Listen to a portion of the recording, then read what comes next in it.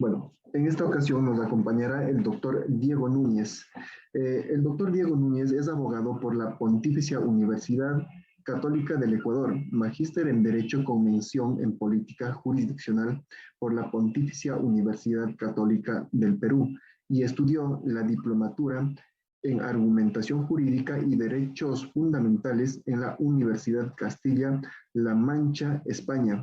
Tiene experiencia docente en universidades públicas y privadas del Ecuador desde el año 2017 y docente coordinador de la maestría en Abogacía del Estado del IAEN. Con ustedes, y gustosos de tener en esta tarde al doctor. Doctor, sea usted bienvenido. Tiene usted la palabra. Buenas tardes, doctor. Gracias, buenas tardes con todas y todos. Gracias, Atik, por esas palabras. Sí, bienvenidos a todos. En el día de hoy, a mí se me ha asignado hablarles sobre este gobierno jurisprudencial que definitivamente es como una consecuencia consustancial del Estado constitucional, ¿no? Entonces, ahora, hoy por hoy que el Ecuador se ha configurado como un Estado constitucional, es como absolutamente necesario que tengamos en mente cómo funciona o cómo se podría configurar este gobierno del tipo jurisprudencial. Claro que también teniendo en mente algunos deficiencias que podrían tener. Hoy por hoy hemos visto que está pasando muchas cosas con el sistema judicial. Hay el estudio de estudios judiciales que demuestran que el Ecuador está situado en un lugar muy bajo en cuanto a la corrupción judicial, o más bien me explico mejor. El Ecuador es uno de los países más corruptos en América Latina en cuanto al ámbito judicial. Estamos apenas por debajo de Honduras y de Nicaragua. Y algo está pasando entonces con el sistema judicial, ¿verdad? Este es un sistema que en realidad ha tenido sus deficiencias y que considero que hoy por hoy el sistema constitucional pudo haber ahondado esta crisis judicial. Es una hipótesis que está por probarse aún, pero en el sentido de que haberles entregado a todos los jueces del país la capacidad de resolver garantías jurisdiccionales, no sé qué tan positivo pudo haber sido. Finalmente creo que me adelanto de cierta forma, yo tengo una hipótesis de que es absolutamente necesario que existan jueces especializados en el ámbito constitucional. Entonces, dicho esto, creo que les voy a acompañar 2 horas, ¿verdad? ¿O cuánto tiempo es lo que tengo para la exposición, Atik? Una hora, doctor. Ya, perfecto. Si me permiten, entonces me confirman si pueden ver mi pantalla. Confirmado, doctor, está transmitiendo. Bueno, en realidad quiero hablarles sobre esta idea de este gobierno jurisprudencial. Entiendo que todos debemos tener de cierta forma una formación en derecho, ¿verdad? O la mayoría estamos en la vocación de ir profundizando el conocimiento jurídico. Entonces, en este sentido, daré por sentado que existen algunos conocimientos previos sobre teoría del Estado, teoría del derecho en general.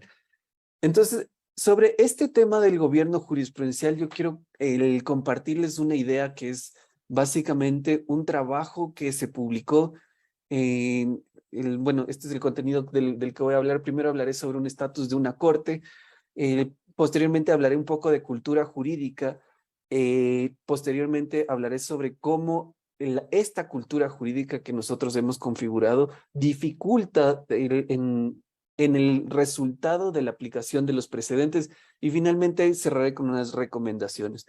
Entonces, en este sentido, quiero hablarles sobre este artículo que se publicó en este libro del Manual de Justicia Constitucional, que fue coordinado por el actual juez de la Corte Constitucional, Joel Escudero, y Jorge Benavides, en el que se trabajó algunos elementos de la justicia constitucional en general, ¿no? Entonces, dentro de este parámetro se publicó un artículo de mi autoría que se titula justamente El estatus de una corte y una corte de precedentes. Una corte de precedentes.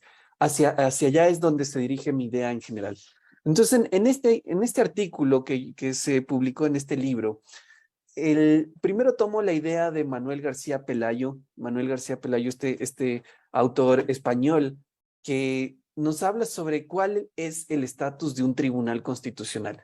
Entonces, él describe mucho la realidad española y claro, tiene una lógica de ser, porque en el sentido de que la Constitución española, democrática y configurándose hacia un Estado del tipo constitucional, aparece por primera vez en 1978. Por eso es relevante este año, 1981, en la época en la que publica García Pelayo, y es porque estaba fresquita la Constitución del 78, ¿no? Entonces, en ese ámbito de la Constitución del 78, después de Franco, España está atravesando por un ámbito constitucional distinto que hablan incluso sobre esta movida madrileña, entre otras cosas, ¿no? Y el ámbito mucho más democrático, más constitucional. Entonces, en este sentido, García Pelayo dice, es absolutamente necesario explicar cuál es el estatus del Tribunal Constitucional. Este Tribunal Constitucional que aparece con la Constitución de 1978, entonces, a partir de esta idea, él dice, ¿cuál es entonces el estatus de este Tribunal Constitucional? Y entonces va discerniendo sobre esta idea y dice, bueno, el estatus necesariamente tiene que ser otorgado por la misma Constitución.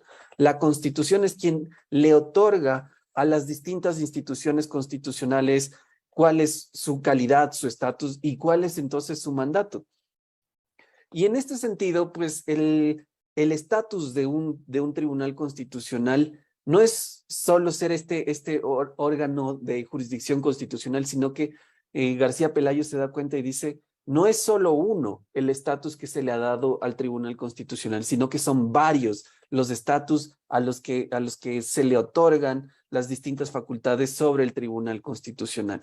Y en este sentido, el control constitucional, pues, definitivamente hay que aceptar que ha ido abarcando la región latinoamericana, iberoamericana, en realidad, ¿no? Y en este sentido, claro, aparece con el Estado Constitucional Europeo y posteriormente hemos visto que en realidad el control constitucional se va abarcando los distintos países de Latinoamérica, ¿no? Y en este sentido, se podría hablar un poco sobre el fin de la historia de Francis Fukuyama, este profesor de la Universidad de Stanford, o de las sociedades abiertas de Karl Popper, en donde ¿a qué se refieren estas dos obras? Se refieren a que finalmente en la evolución de la democracia y de la teoría política de los distintos países es llegar a un estado de derecho. Ese estado de derecho que establece una serie de instituciones públicas que tendrán la obligación y la vocación de respetar los derechos constitucionales, ¿no? Entonces, el Fukuyama incluso habla que es el fin de la historia porque dice, hasta aquí vamos a llegar. Lo más probable es que no haya más allá de esta evolución.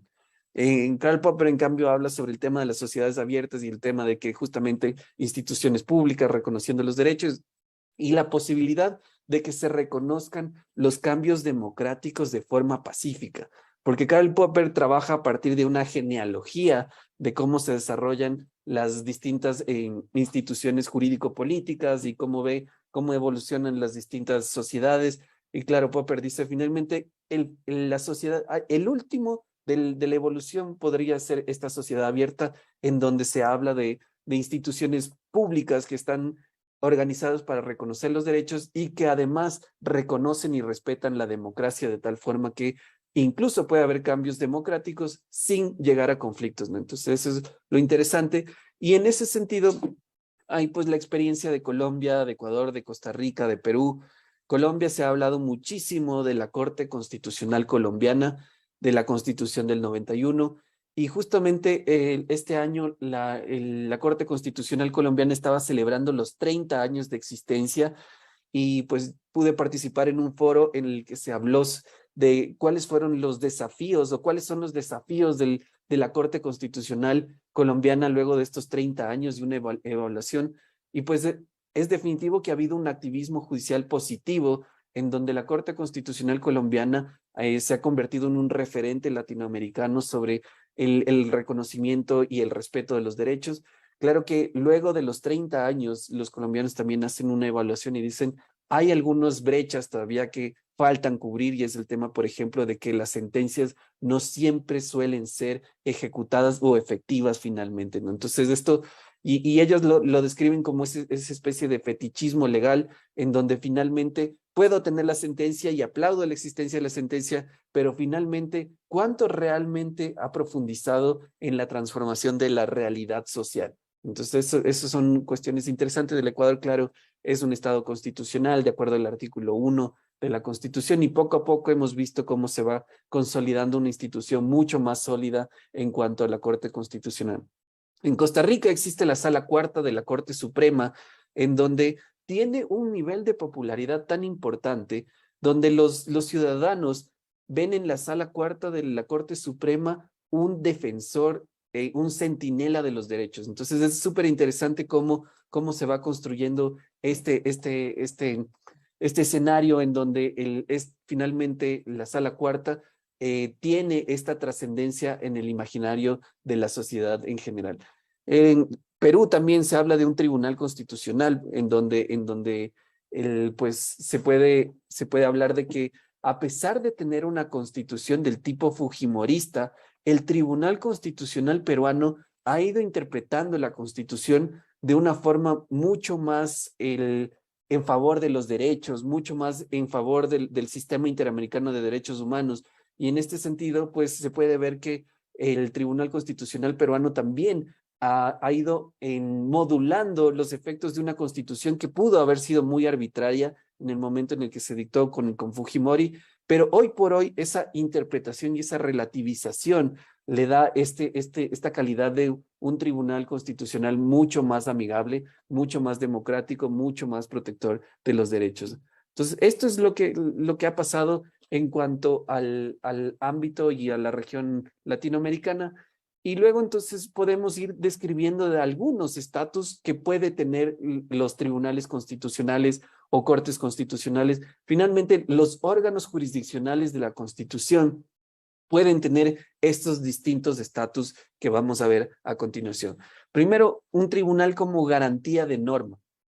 Cuando hablo de un tribunal como garantía de norma, me circunscribo a la teoría kelseniana del Tribunal Constitucional, una teoría del tipo que se enfoca muchísimo en esta idea de la garantía jurisdiccional de la Constitución, de este artículo de 1925 de Hans Kelsen, en donde se describe por primera vez la existencia de un tribunal constitucional. Entonces, la existencia de un tribunal constitucional concebido como esta teoría del derecho que tenía Kelsen. Y bajo esta teoría del derecho, él considera que una norma no existe si es que no tiene una fuerza.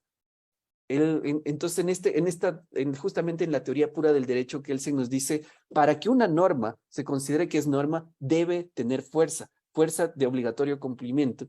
Y entonces, en este sentido, ¿cómo convierto yo a una constitución en una verdadera norma? A través de un tribunal constitucional. ¿Por qué? Porque le voy a dar por primera vez fuerza a una constitución que se convierte en obligatoria y por lo tanto le doy sentido en la teoría kelseniana de que la Constitución es una norma.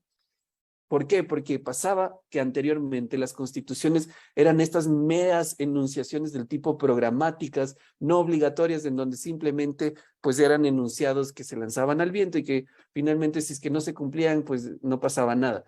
Pero en la teoría de Kelsen, para que una constitución se convierta en norma necesitaba el obligatorio cumplimiento, una fuerza.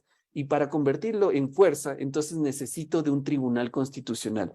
Sin un tribunal constitucional voy a tener una constitución que no es del tipo norma.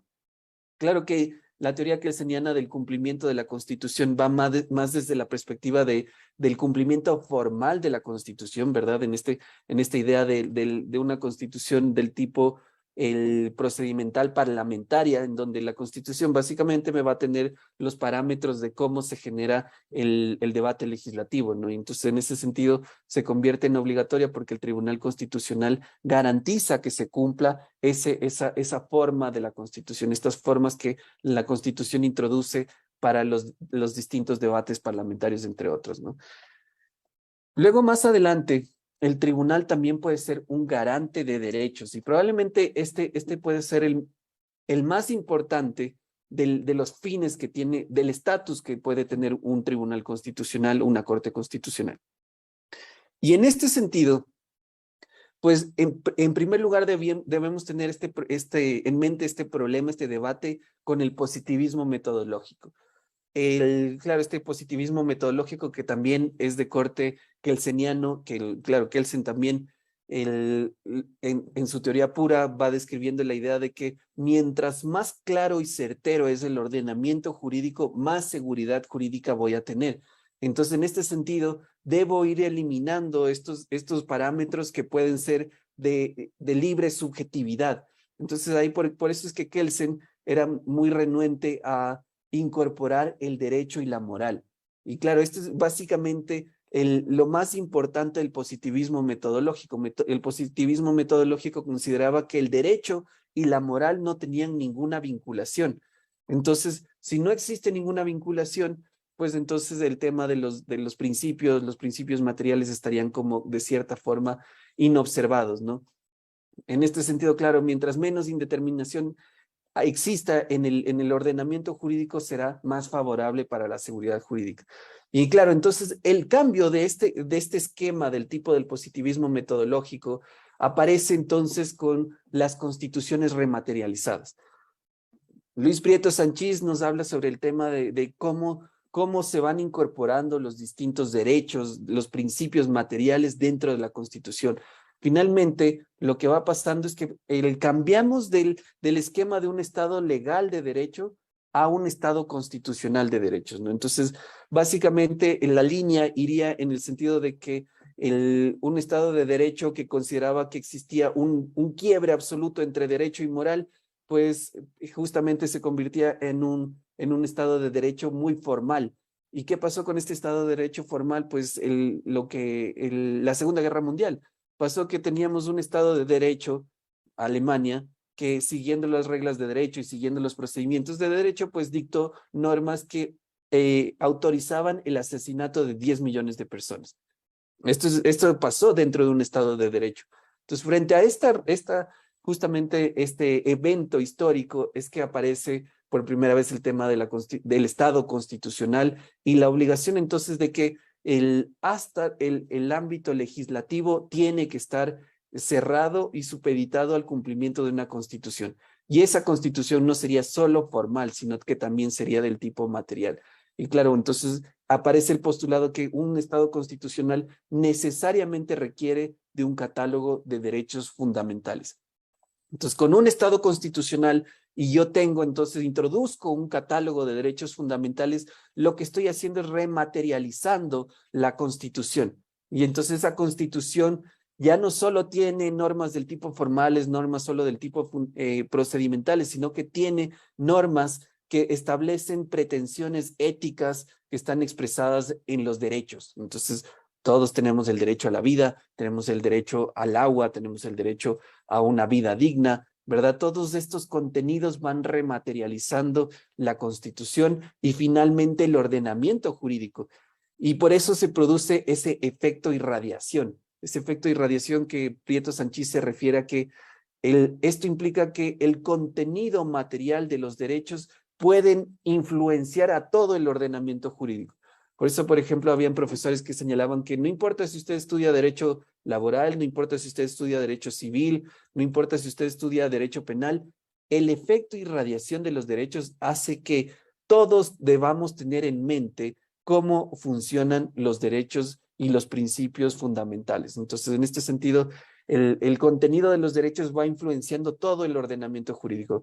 Por ejemplo, el debido proceso. El debido proceso es un derecho constitucional que tiene este efecto horizontal, en donde se debe respetar tanto en sede administrativa, en sede judicial, en ámbito laboral, en ámbito civil, ¿verdad? Entonces esto es lo que demuestra que los derechos constitucionales producen este efecto del tipo irradiación. Y en este sentido, entonces, para ser protector de los derechos, se requiere entonces el garantizar ese contenido constitucionalmente protegido de los derechos, ¿no? Entonces, Y finalmente, el más alto deber del Estado es el respeto de los derechos constitucionales. Tanto en el artículo 11 se ha establecido esta obligación. El Estado, el más alto deber del Estado es el respeto y garantía de los derechos constitucionales y sus garantías a su vez, ¿no? Entonces, en este sentido, la Corte Constitucional se convierte en un protector de derechos, en esta institución que debe garantizar el cumplimiento de los derechos. Y claro, en ese sentido se busca el tema de ir reivindicando la dignidad del ser humano. Esta condición que establece que todos los seres humanos tenemos dignidad y debemos gozar de esta dignidad.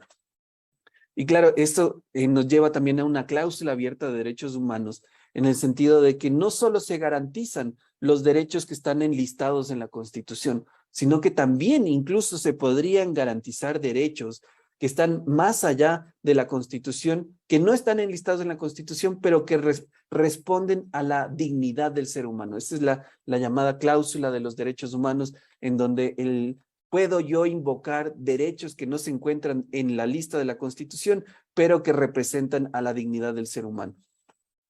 Y entonces, claro, en este sentido, la Corte Constitucional garantiza y se convierte en protector de derechos cuando nos va llenando el contenido constitucionalmente protegido de los derechos.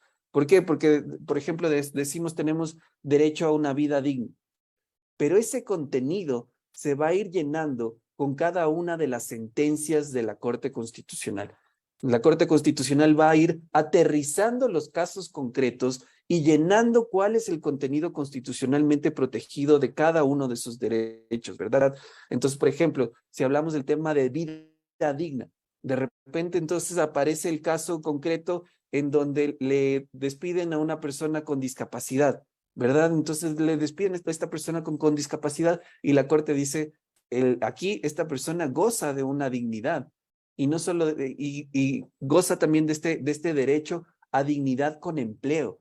Y este hecho de dignidad con empleo entonces transformaría a que el contenido constitucionalmente protegido incluiría la estabilidad reforzada de las personas que tienen discapacidad. Entonces en este sentido, el estatus de la Corte es ser protector de derechos, ser garante, porque nos va llenando el contenido constitucionalmente protegido de los distintos derechos. Ahora más adelante vamos a ver también que existe un problema respecto a este cometido de ser un protector de derechos, porque resulta que la Corte Constitucional no puede estar en todos y cada uno de los espacios donde se vulneran los derechos. Finalmente, la Corte Constitucional no es omnipresente y no podrá hacer que se respeten los derechos en todos y cada uno de los escenarios, pero eso lo vamos a ver un poco más adelante. Lo siguiente también es que el Tribunal Constitucional o la Corte Constitucional se le ha otorgado el estatus de ser el garante de la democracia. ¿Cómo? Existen, claro, algunos parámetros para que se convierta en garante de la democracia, pero desde el primer punto tendríamos que analizar que existe una especie de paradoja entre la democracia y el constitucionalismo. Una paradoja en el sentido de que el constitucionalismo representa un límite a la democracia. ¿Por qué? Porque le evita o le cierra las puertas para que se pronuncie sobre algunos elementos. Entonces, esto implica que ese margen epistémico que tiene la democracia, la legislatura para poder legislar y toda la democracia en sí misma, tiene un límite determinado en la Constitución. Pero entonces, esta es la pregunta. ¿Y entonces hasta dónde puede estar limitada la democracia? Entonces, el tema de reformas constitucionales también está limitada. Sí, la Constitución finalmente establece límites también para las mismas reformas constitucionales. Entonces, se convierte en una paradoja porque en algún punto la democracia finalmente produjo al constitucionalismo. Y entonces, ¿cómo el constitucionalismo podría limitar a la democracia? Entonces, en este sentido, es como se va convirtiendo en una paradoja, porque ¿cómo se puede justificar este límite de la democracia y el constitucionalismo? Y claro, más adelante también existen estos debates respecto al constitucionalismo y el constitucionalismo popular, que también se va desarrollando en la Academia Norteamericana, por ejemplo, donde nos hablan, tenemos a Jeremy Waldron, a Erwin Chemerinsky, entre otros, Mark Tushnet, que nos hablan sobre este constitucionalismo popular, que se refiere al hecho de que la definición de los contenidos morales deberían estar supeditados a la posibilidad de que exista un debate popular. O sea, el constitucionalismo popular está en contra de este elitismo moral que vendría dado del hecho de que 9 jueces me dicen qué es moralmente correcto para toda la población. Y de igual forma ocurre en los Estados Unidos, ¿no? 9 jueces de la Corte Suprema son los que deciden que abortar es correcto. Entonces, y claro, vienen estas personas y dicen, pero ¿por qué?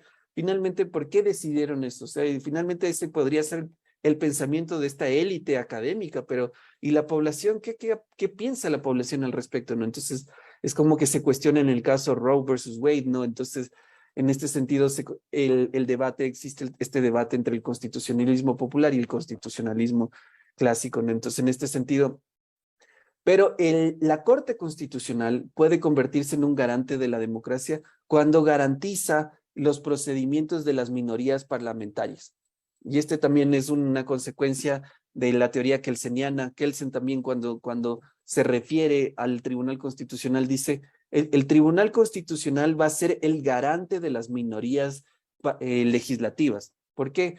Porque las minorías, a pesar de que no tengan el voto suficiente como para poder decidir sobre las distintas decisiones del país, van a tener la garantía de que toda la asamblea tiene que seguir los parámetros formales de la Constitución.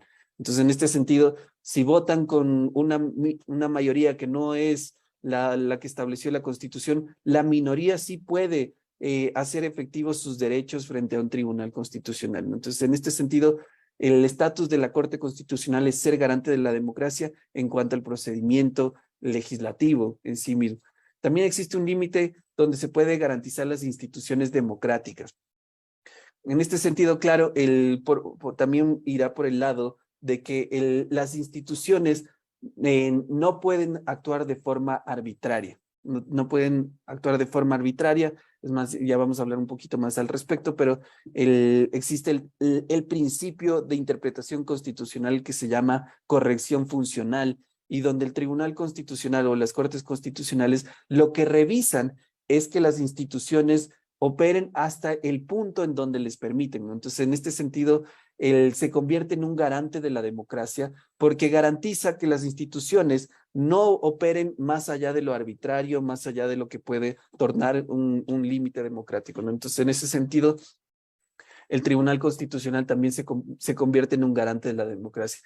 Luego también hay un tribunal como juez de la Constitución, y en este sentido existen 3 puntos: el tema de ser juez e intérprete de la Constitución, el tema de ser una corte de precedentes y el tema de ser un juez, un tribunal de justicia. Entonces, el tribunal como juez de la Constitución se refiere al hecho de que él garantiza el cumplimiento de la Constitución. ¿Y cómo lo hace? A través de la interpretación de la Constitución. Y en este sentido, lo que hace el Tribunal Constitucional, lo que hace la Corte Constitucional, es convertir esta norma abstracta que está en la Constitución para convertirlo en algo real, para convertirlo en lo que realmente transforme a la sociedad. Entonces, en este sentido, los parámetros abstractos que están señalados en la Constitución son interpretados por el Tribunal Constitucional, y ese Tribunal Constitucional lo que hace es que esta norma se convierta en una realidad. Entonces, en este sentido, es un juez intérprete de la Constitución, y lo que hace es generar un derecho vivo que significa que va cambiando con los tiempos, que es un derecho que responde a la realidad de la sociedad, de la población a la que representa, ¿no? Entonces, en este sentido, se convierte en un derecho vivo, en un derecho que permite los cambios en función de los tiempos de la sociedad. Luego también es una corte de precedentes, y esto probablemente es lo más importante. Cuando hay una corte de precedentes, entonces lo que significa es que yo, Tribunal Constitucional o Corte Constitucional, una vez que he realizado una interpretación, entonces mi decisión debe ser obedecida por todo el ordenamiento jurídico y por lo tanto por todas las instituciones infraconstitucionales. Entonces, una vez que existe ya una interpretación de la Corte Constitucional, debe ser obedecida por todas las instituciones infraconstitucionales y por todo el ordenamiento jurídico que se encuentra por debajo, ¿no? Entonces, en este sentido, hay ya una garantía de un razonamiento práctico que se ve el cumplido sucesivamente. Entonces, ya es una garantía de un razonamiento práctico. En este sentido, lo que busca es que rompe esa idea de la abstracción y de la ambigüedad. ¿En qué sentido? En que el razonamiento práctico ya resuelve un caso concreto real. Resuelve un caso concreto real. Es decir, el Tribunal Constitucional le llega un caso real, un caso que está desde construido desde la misma vivencia de la población. Podemos poner un ejemplo. La Corte Constitucional resolvió el caso, por ejemplo, de la señora a la que le prohibían hacer la donación de su riñón. Entonces, no sé si ustedes recuerdan este caso, le prohibieron a la cuñada donarle el riñón a su cuñada. ¿Por qué? Porque no estaba dentro del orden que establece la ley de donación de órganos, ¿no? Entonces, el orden decía algo así como solo segundo grado de afinidad y cuarto grado de consanguinidad. Y claro, la cuñada no estaba dentro del segundo grado de afinidad y por lo tanto no podía hacerle la donación de órganos. Entonces, este caso finalmente llegó a la corte, se resolvió el tema de que se le debía permitir el tema del trasplante de órganos, más que nada porque tenía ya el tema de que eran compatibles para recibir los órganos. Entonces, en este sentido, lo que garantiza que exista una corte de precedentes es que tengamos un razonamiento práctico que se construye a partir de un caso concreto, de un caso real, de un caso de a pie, en donde el es real y a partir de este vamos a generar entonces una interpretación. Y el problema es que Perú y Ecuador tienen una forma de establecer un precedente del tipo legislativo, y esto puede ser una limitante, ya vamos a hablar un poco más al respecto, es justamente uno de los problemas reales que puede pasar con esta cultura jurídica, y es el tema de que, ¿cuál es el precedente jurisprudencial obligatorio? En Ecuador y en Perú se ha establecido que la misma Corte establece la extensión del precedente jurisprudencial obligatorio. Entonces es algo así como que a partir de este caso concreto, sobre por ejemplo el tema de la donación de órganos, la regla jurisprudencial obligatoria será que se incluirá al cuarto grado de afinidad para que se realice el tema de trasplante de órganos. Entonces, el problema es que el precedente se convierte en una especie de legislación, que es lo que hace finalmente el Tribunal Constitucional o la Corte Constitucional, es establecer una regla casi legislativa para introducirla dentro del ordenamiento jurídico. Eso no ocurre en Colombia, por ejemplo. En Colombia han seguido una especie de cultura jurídica más acorde a la realidad de la institución precedente. Y, por ejemplo, el precedente no lo decide el juez anterior, sino que lo decide el juez sucesivo. Esto quiere decir que yo simplemente emito la sentencia y posteriormente el siguiente juez que tenga un caso similar o un caso análogo será el que decida la extensión del precedente. Es el que va a decir, esta parte me resulta relevante para mí o esta otra parte es la que se aparece a mi caso concreto. Entonces, si se dan cuenta, son dos tipos distintos de entender el precedente. El uno es del tipo legislativo, donde me establece una especie de regla introducida por la justicia constitucional, y el otro, en cambio, es del tipo del razonamiento práctico. Entonces, en este le deja al juez sucesivo para decidir hasta dónde es la extensión del precedente. Y eso es justamente la virtud, es que nace de una realidad a diferencia de la abstracción y la ambigüedad. Lo que pasa es que, como nos decía Herbert Hart, es que el legislador es un ser humano y al ser un ser humano tiene limitaciones del tipo cognoscitivas, y esas limitaciones le pueden llevar a que la abstracción yo no pueda prever de antemano todas las circunstancias que puedan determinarse en una legislación. Es decir, yo creo una ley, pero siempre va a haber un espacio que me olvide de regular. Y de igual forma existe una ambigüedad. Finalmente, el lenguaje es parte del derecho, ¿no? Y en este sentido, la ley está transcrita en un lenguaje y el lenguaje siempre va a tener un espacio de ambigüedad. Y en este sentido, justamente es la textura abierta del lenguaje que señala Hart. Y en este sentido es como el precedente, en cambio, al nacer a partir de un razonamiento práctico, es mejor que este tipo de legislación, porque la legislación no puede prever de antemano todas las condiciones de excepcionalidad o todas las condiciones que se deben regular, y por otro lado, al ser parte del lenguaje, tiende a ser ambiguo. Luego, el precedente tiene un origen del tipo del common law, esto es definitivo, y nace entonces desde otra cultura jurídica, otra corriente completamente, otro sistema, ¿verdad? En donde la legislación o el ordenamiento jurídico se va creando a partir de las sentencias. Y por eso es que es importante este principio stare decisis, o que todo se debe estar quieto a lo decidido. Nos debemos quedar con lo decidido. Entonces, lo decidido se mantiene, básicamente, ¿no? Y si lo decidido se mantiene, entonces todos los casos futuros se deben utilizar exactamente con lo ya decidido. A partir de casos concretos se intenta definir la interpretación para los casos futuros. A partir de resolver un caso concreto, entonces yo genero una interpretación que va a servir para todos los casos que vengan en adelante.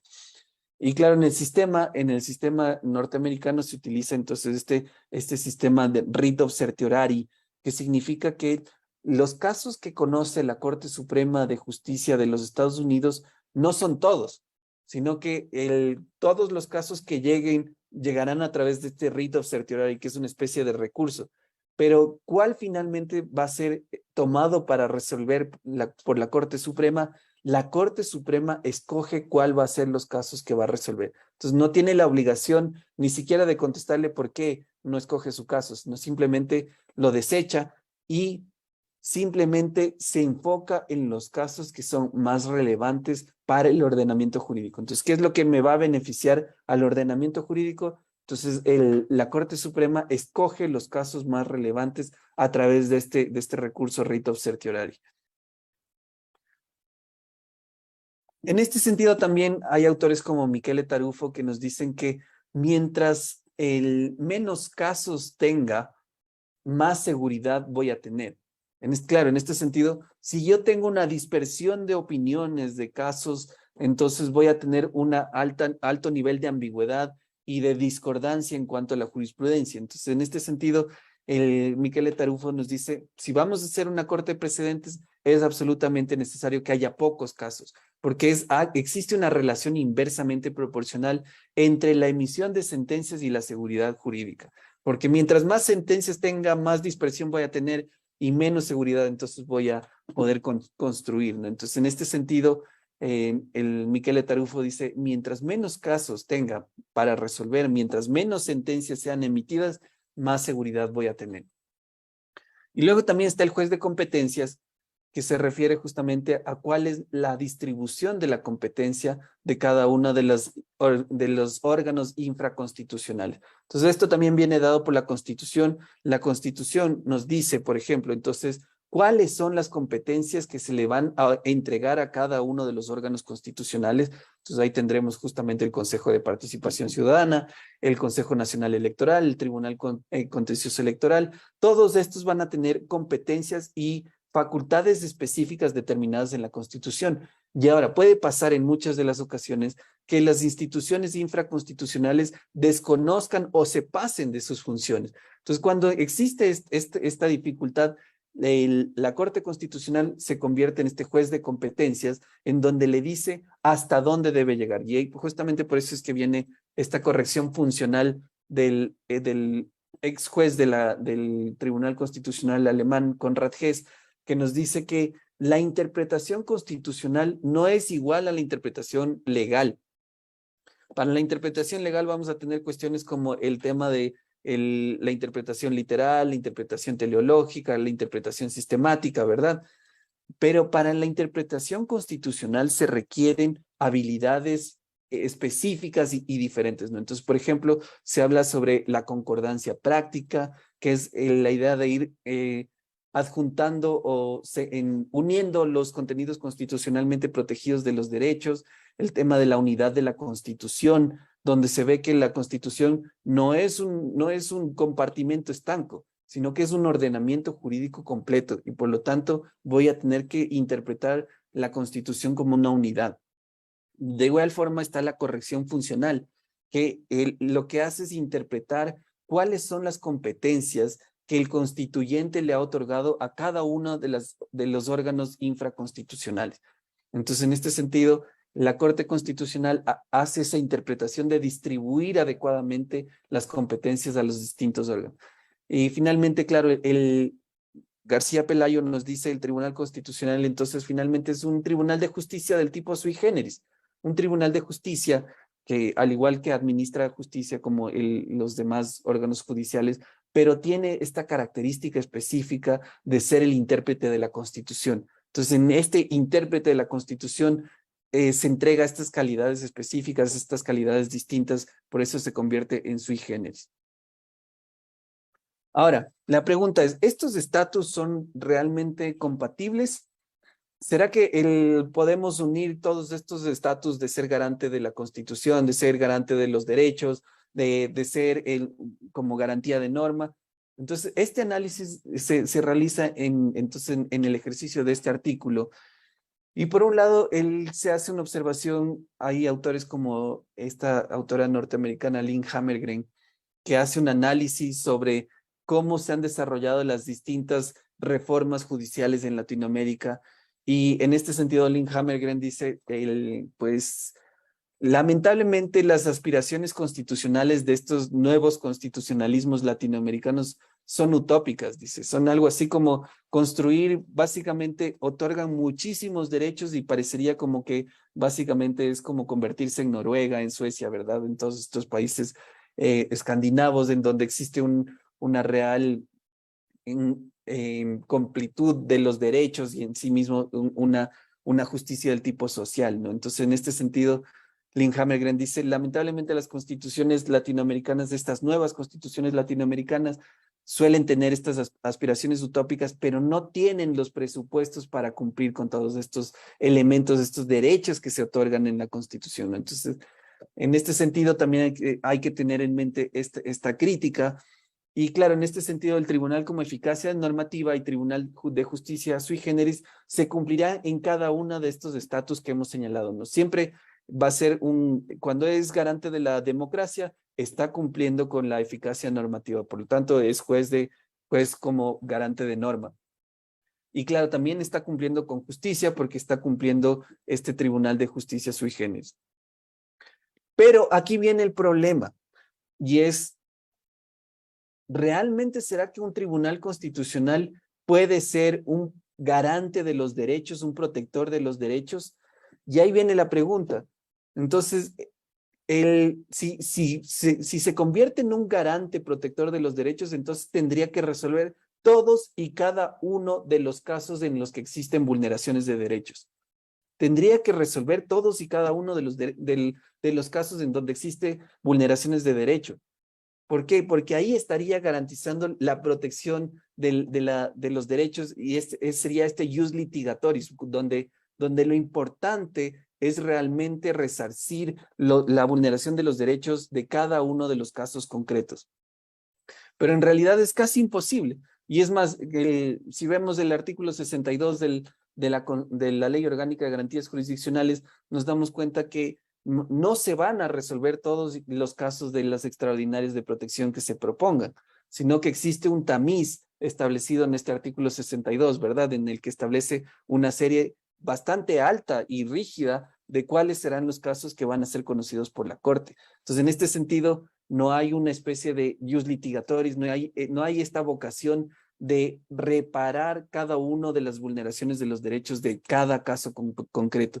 Y claro, y eso es casi realmente imposible, porque no existen los recursos como para que la Corte Constitucional repare todos y cada uno de las vulneraciones de los derechos de las personas que están ocurriendo en el país. Y el ejemplo es la Corte Europea de Derechos Humanos. Esta Corte Europea de Derechos Humanos, ¿qué es lo que hizo? eliminó la figura de la Comisión Europea de Derechos Humanos y finalmente lo que hizo es que todo ciudadano europeo podía acceder directamente a la Corte Europea de Derechos Humanos. ¿Qué es lo que generó esto? Pues que una sobrecarga de casos que llegaran a la Corte Europea de Derechos Humanos.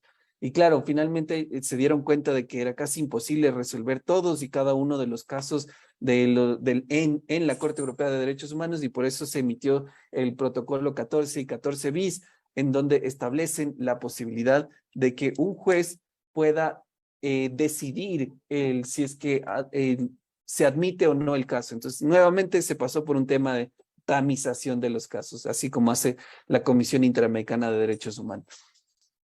Es imposible con un órgano centralizado y reducido. Es imposible, y esto también lo ha dicho el PNUD, que para garantizar el acceso a la justicia debes reducir al mínimo los gastos y los costos que se requieran para litigar y que sea de fácil acceso. Y en este sentido, el Tribunal Constitucional o la Corte Constitucional se encuentra centralizada en la capital del país. Por lo tanto, las personas de Lago Agrio, las personas de Sucumbíos, Zamora, Macas, todas estas personas les costará y será mucho más difícil para ellos litigar entonces en esta corte que es del tipo centralizada y que se encuentra básicamente solo en la capital del país.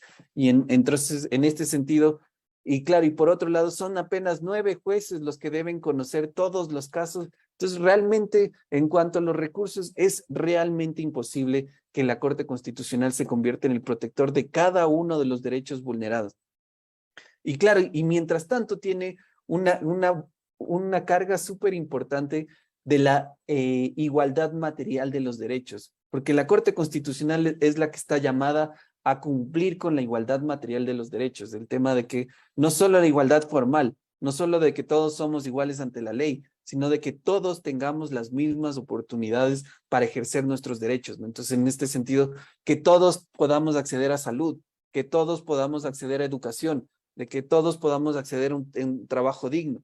Entonces, en este sentido, para llegar a la igualdad material se requiere una actuación fuerte de la Corte Constitucional. La democracia procedimental puede ser juez de competencia y siendo activista en las deliberaciones. Entonces, claro, en este sentido, también puede garantizar la democracia y la garantiza la democracia a través de ser juez de competencias e incluso obligando a que exista una deliberación del tipo democrática. Y en este sentido se ha hablado también sobre el activismo judicial y la judicialización de la política también, en el sentido positivo, en el sentido de que si la Corte Constitucional observa que existen elementos que no han sido lo suficientemente discutidos, puede reenviar a la legislatura para obligar a un nuevo debate, a una nueva confrontación de ideas. Y en este sentido, la única forma para garantizar que la Corte Constitucional pueda cumplir con todos estos estatus de constitucionales es que se convierta en una auténtica y verdadera Corte de Precedentes. Solo siendo una Corte de Precedentes va a poder cumplir con todos y cada uno de estos estatus que están determinados, ¿no? El tema de ser garante de la democracia, el tema de ser protector de los derechos, el tema de ser juez de competencias, el tema de ser el juez que interpreta la Constitución. Claro, en este sentido, solo si se convierte en una Corte de Precedentes va a tener la posibilidad de cumplir con todos estos parámetros de estatus constitucionales que se le ha otorgado. Pero no debe ser una casación constitucional, porque esto pasa en la cultura jurídica. Ya vamos a hablar un poco más sobre cultura jurídica, aunque no sé cuánto tiempo me queda a ti y Damián, ¿todavía tengo tiempo? Sí, doctor. Unos 10 minutos más le queda, por favor. Ya, entonces voy a resumir un montón este tema. La cultura jurídica definitivamente es un parámetro para analizar la eficacia de las instituciones jurídico-políticas. En la cultura jurídica, en realidad, Luigi Ferrajoli lo describe como la sumatoria de lo que piensan los filósofos, lo que piensan los operadores jurídicos, que serían jueces, fiscales, defensores públicos, litigantes, y qué es lo que piensa la sociedad de las instituciones jurídicas, ¿no? Entonces, esto me da una cultura jurídica, no necesariamente es positiva o negativa, sino que es una especie de cultura jurídica. Entonces hay distintos autores, el Alberto Binder y el mismo Ramiro Ávila también, que han señalado que la cultura jurídica latinoamericana es esta cultura jurídica formalista, colonial, positivista, ¿no? Esta cultura jurídica predominante es esta del tipo colonial, formalista, inquisitiva, muy positivista. Entonces, esta cultura jurídica definitivamente es la que influencia al funcionamiento de las distintas instituciones. Y en este sentido se producen estos efectos, y es el tema de la casación constitucional. ¿A qué se refiere esto? De que todos y cada uno de los litigantes van a tender a plantear siempre una extraordinaria de protección. Siempre. Cuando se vean perdidos van a lanzar una extraordinaria de protección. Lo que le convertiría entonces a la acción extraordinaria de protección en una especie de casación, en una especie de cuarta instancia, en donde esa es justamente la cultura jurídica que tenemos los litigantes aquí, ¿no? El tema de siempre agotar hasta el último de los recursos. Y claro, en este sentido se produce también este perjuicio, que es la gran cantidad de casos que se resolverían. Entonces, como recibo tantos casos, voy a tender a resolver más casos, o dependiendo de cómo opere el parámetro de admisibilidad. Lo que sí se podría ver es que ese funcionamiento de la Corte 2008 al 2018 sí fue en esta línea de casación constitucional, porque había una gran cantidad de casos resueltos. Usted quería revisar, por ejemplo, el contenido de un derecho a la seguridad jurídica y en una sentencia decía una cosa y en otra decía una cosa completamente opuesta. Entonces, finalmente, esa cultura jurídica generaría esa gran cantidad de casos resueltos que sería perjudicial para esa seguridad jurídica. La configuración del precedente también es un problema, porque en este sentido, nuestra cultura jurídica formalista, colonial, positivista, en exageración, lo que hace es convertirlo todo a regla. Y entonces, en este sentido, al precedente también lo convierte en regla, y cuando el precedente no tiene esa vocación, no tiene esa característica, no nació de esa misma cultura jurídica romano-germánica, sino que vino de otro sistema y tendríamos que entenderlo en ese sentido. Y el desconocimiento de los precedentes y de la teoría constitucional en la práctica se da. Ustedes van donde el juez de Manglar Alto y pues absolutamente desconoce de todos los precedentes constitucionales que existen, a tal punto que se concede un habeas corpus sin tener la competencia para hacerlo. Entonces, lo que pasa es que, claro, como todos los jueces se consideran constitucionales, pero ninguno de ellos, o la gran mayoría de ellos, no conocen de los precedentes constitucionales, se va generando entonces un fenómeno que es lo que estamos viviendo. Es el tema de esta indeterminación de las instituciones constitucionales. Esta indeterminación, ¿por qué? Porque los jueces no saben de los precedentes, no saben de teoría constitucional y aplican cualquier cosa.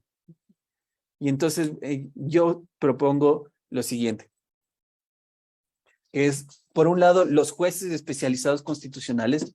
Yo creo con mucha fe que es absolutamente necesario la necesidad de jueces especializados constitucionales, porque deben conocer sobre los precedentes constitucionales. Y claro, un juez constitucional está al día con las sentencias, estaría al día, estaría conociendo cuáles son. Y claro, en este sentido, también que conozcan sobre teoría constitucional, lo cual implica argumentación jurídica, lo cual implica teoría de la interpretación, lo cual también implica el tema de conocer estos principios de interpretación constitucional que son absolutamente distintos a la interpretación del tipo legal. La garantía jurisdiccional de incumplimiento de sentencias con impacto. Y claro, tenemos el grave problema de que la Corte Constitucional ya emite varios precedentes, ya tenemos varias sentencias, hay sentencias muy interesantes, pero el grave problema es que los jueces de primera instancia no siguen los precedentes, no siguen, no cumplen. He visto casos de, por ejemplo, en donde la Corte Constitucional ya ha dicho que no importa si es que en la acción de protección, en la sentencia de acción de protección, no te ordenan la reparación económica. La Corte Constitucional ha dicho que es implícita la reparación económica si es que existe una reparación de una vulneración de un derecho. Entonces, ¿qué pasa? y existe un precedente ya determinado, y no solo uno, sino dos, ya que no tengo en mente en este momento el número de la sentencia, pero ya hay un precedente al respecto. Sin embargo, va al Tribunal Contencioso Administrativo y el Tribunal Contencioso Administrativo dice, pero no dice reparación económica, no puedo ordenar reparación económica. Y luego se le muestra al Tribunal Contencioso Administrativo, aquí está la sentencia, dice que no importa que no diga que ordena la reparación económica, igual se debe conceder.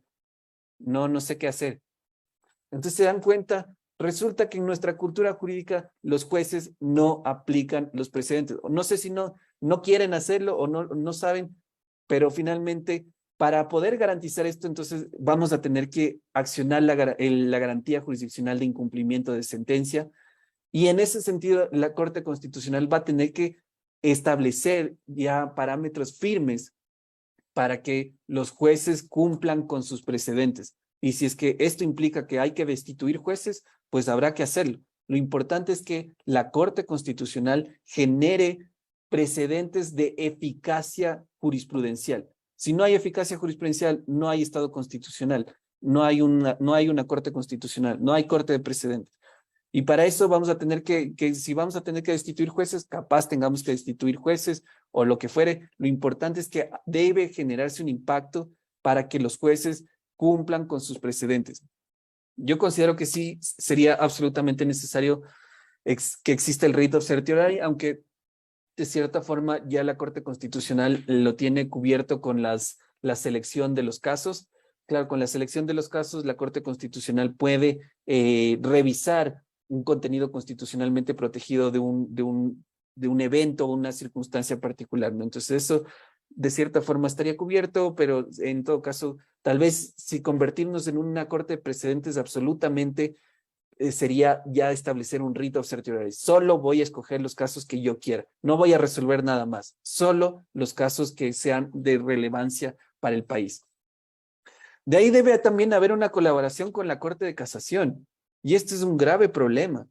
Hay una absoluta pasividad de la Corte de Casación. La Corte de Casación no emite precedentes que sean relevantes. Y he visto, por ejemplo, esto es importante porque en Perú hay una guerra de cortes. En Perú sí se da una guerra de cortes, hay un choque de trenes en donde la Corte de Casación se pelea con la Corte Constitucional y le dice, a ver, este es mi espacio y yo estoy emitiendo este tipo de precedentes y este espacio del tipo legal, de interpretación legal es para mí. Y en este sentido, pues, existe ya una guerra de cortes. Pero aquí no existe esa guerra de cortes. Parece ser que la Corte de Casación no está haciendo nada. Y claro, en ese sentido, debería haber una mayor actividad y de colaboración con la Corte de Casación. Y en este sentido, yo creo que también es muy importante que la Casación, la Corte Nacional de Justicia, debe tener una Secretaría Técnica Jurisdiccional. ¿Qué significa esto? Que haya un órgano específico que organice los precedentes de la Corte de Casación, de los recursos de casación. Porque ahorita tenemos recursos de casación que dicen A y otro que dice no A. O sea, es absolutamente contrario. Podemos encontrar criterios absolutamente discordantes. Entonces, en ese sentido, hay que organizar también la jurisprudencia de casación. Y en ese sentido, introducir una Secretaría Técnica Jurisdiccional en la Corte de Casación podría ser de un alto impacto para poder cambiar esta dinámica de la Corte Nacional de Justicia. Entonces, esto es finalmente, yo creo que se podría resumir en lo que es un gobierno jurisprudencial, una corte de precedentes es absolutamente necesario. Vamos a tener que introducir algunos cambios para que sean eficaces, para que sea eficaz una corte de precedentes. El tema de que se debe cumplir con los precedentes constitucionales, hay que buscarlo la forma. La Corte va a tener que hacer algunos cambios, algunos ajustes, pero solo de esa manera vamos a cambiar el tema de la confianza jurisdiccional. Les agradezco entonces por haberme escuchado. Muy agradecidos, doctor, por su participación, una magnífica ponencia. Quedamos muy agradecidos. A continuación daremos paso también a algunos mensajes de felicitaciones que nos hacen llegar desde las redes sociales. Doctor, por ejemplo, nos dice Hernán Tumbaco, nos dice excelente doctor Diego. También Hugo Licta, excelente exposición, felicitaciones, doctor, nos dice, ¿no? Doctor, vamos a proceder con las preguntas también que nos hacen llegar de nuestras redes sociales y también los participantes que están dentro de la plataforma pueden levantar la mano y les daremos el paso para que hagan la respectiva pregunta. Bueno, Creo que puedo ir a respondiendo a las que continuación, están aquí en el chat. O una sola, ¿le parece? también, Sí. Sí. perfecto. A ver, Aquí veo, ¿considera usted que la corrupción alcanza un estatus superior al Tribunal de Justicia que es incontrolable? O sea, de acuerdo a los estudios judiciales, el nivel de corrupción judicial del año 2020 al 2021 se ha incrementado. Y como les decía, en este sentido, apenas estamos debajo de Honduras y Nicaragua, lo cual significa que el nivel de corrupción judicial es muy alto. Y claro, esto influye finalmente en el tema también de la eficacia de las garantías jurisdiccionales. Entonces, si se tiene el dinero suficiente para que una garantía jurisdiccional sea favorable, estilo caso Yunda, me parece que puede pasar así. O sea, lamentablemente va a ser necesario una verdadera política jurisdiccional y hacer una reforma judicial muy fuerte en los siguientes años. Creo que para tener un impacto real se requiere de políticas jurisdiccionales técnicas muy fuertes y muy técnicas que tengan un nivel de impacto ya en la administración de justicia. Es más, también, de acuerdo al Latino Barómetro, al año 2020, el 80% de la población considera que el Poder Judicial es poco confiable. Algo así como es el 30% que considera que no es nada confiable y hay un 40% que considera que ni siquiera es confiable, que no se tiene ni el más mínimo ápice de confianza en el ámbito judicial. Entonces, en este sentido, el 80% de la población considera que el sistema de justicia no funciona y esto si no lo hacemos, si no lo controlamos desde ahorita, vamos a tener yo creo que en un futuro muy próximo, justicia por mano propia, que es la típica consecuencia de la desconfianza judicial. Gracias, compañeros. doctor, también hacemos llegar unas preguntas desde Facebook, en la cual nos dicen, doctor, buenas noches.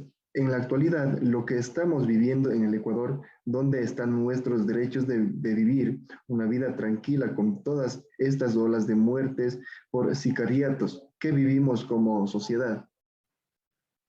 Es la consecuencia de la desconfianza judicial y de una ineficacia del sistema judicial, ¿no? O sea, el tema, lamentablemente, hace años que no está funcionando.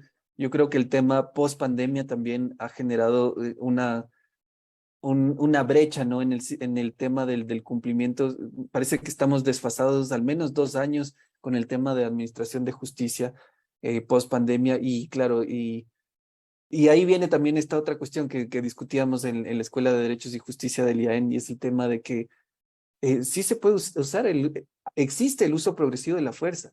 Ahora que está mal entendido y los policías tengan miedo de utilizarlo, o sea, sí se puede usar.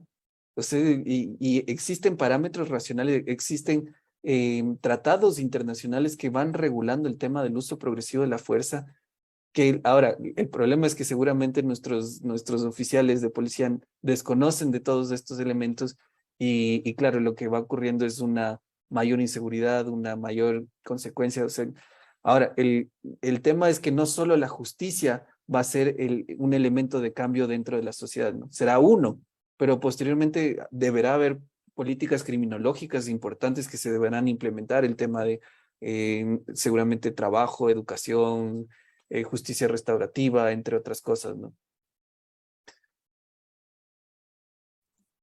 Muy bien, doctor. También Eric Errazo nos hace llegar una pregunta en la cual manifiesta, si es ideal que la Corte tenga menos sentencias y que solo resuelva esos casos muy importantes que generen un procedimiento vinculante muy importante a quien la atribuimos la competencia de las acciones extraordinarias de protección, eh, teniendo en cuenta que la mayoría de casos que llegan a la Corte? Excelente pregunta. Sí, sí lo había pensado. Muy bien, en ese tema, mi respuesta fue en este artículo también el tema de que tal vez inicialmente debamos emitir una alta cantidad de precedentes, claro, porque ni siquiera tenemos precedentes, entonces para poder ir llenando los vacíos del ordenamiento jurídico vamos a tener que emitir una alta cantidad de precedentes. Una vez que ya esté establecido el ordenamiento jurídico, vamos a tender a reducir la cantidad de sentencias que se emitan, ¿no? Entonces ahí sí, ir reduciendo, pero, y claro, desde una perspectiva, si es que le hacemos que la Corte Constitucional solo resuelva temas de relevancia, yo había pensado en especies de como mini cortecitas que estén establecidas en las distintas provincias, de tal forma que también sea accesible, ¿no? Algo así como un pequeño tribunal de la Corte Constitucional o que se refiera al ámbito constitucional. Tal vez una sala de lo constitucional en las cortes provinciales puedan servir, en el sentido de que vayan ahí desarrollando el tema de los contenidos. Y claro, si es que ya vamos cumpliendo con los precedentes, lo más probable es que ya no sea necesario acudir a la Corte Constitucional, porque ya se van cumpliendo con los precedentes y hay una eficacia, una optimización de los precedentes constitucionales. Tal vez por ahí.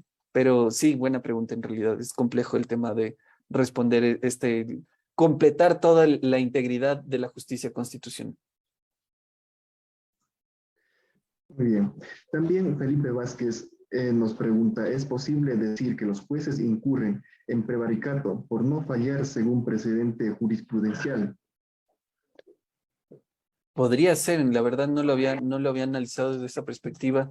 No le tengo en mente cuál es la configuración del tipo del prevaricato, pero lo que sí puedo analizar es que el incumplimiento de una sentencia constitucional puede conllevar una sanción del tipo administrativo. Y en este sentido, la Corte Constitucional ya lo ha hecho, por ejemplo, a los distintos funcionarios que dejan de cumplir lo ordenado en las sentencias constitucionales pueden ser removidos de sus cargos, ¿no? Entonces, en este sentido, tal vez el incumplimiento de sentencia tenga ya un impacto lo suficientemente importante como para que se dé el cumplimiento del precedente, porque finalmente si es que vamos por un prevaricato, un delito, vamos a tener que hacer 2 años de investigación, abrir un proceso penal, y el proceso penal, ustedes saben que no es corto, finalmente no creo que se lo procese por un delito flagrante.